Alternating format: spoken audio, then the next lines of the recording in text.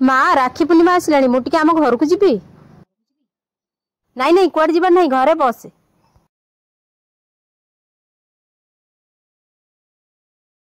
अरे बोहू देखिलु फोन आसुची माँ दीदी को फोन।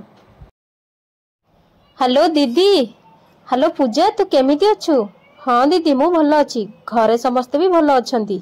दीदी राखी पूर्णिमा तो आउ 2 दिन रहिला तमे आज घर को पळि आस। हाँ देखिबा पूजा। हाँ दीदी आज संध्यारे तमे जेमिति हेले आसी घरे पहुँच। हाँ दीदी मु रखुची माँ को मु कहिदेबी। अरे बोहू कहार फोन आसीथिला? माँ दीदी फोन करथिले आउ राखी पूर्णिमा तो 2 दिन रहिला सेथि लागि मु तांको घर को डके देछि आज संध्यारे से घरे आसी पहुँचीबी। हाँ बोहू तू ठीक करछु। आ गोटे कथा सुन मो झीर जहाँ मनपसंद जिनस तू जल्दी रोषेई ठीक अछि माँ मु तांको मनपसंद जिनस सब कर देबी। अरे बोहू देखिलु किए डोर बेल मारुछि? हाँ माँ मु देखुछि। अरे भाई तू?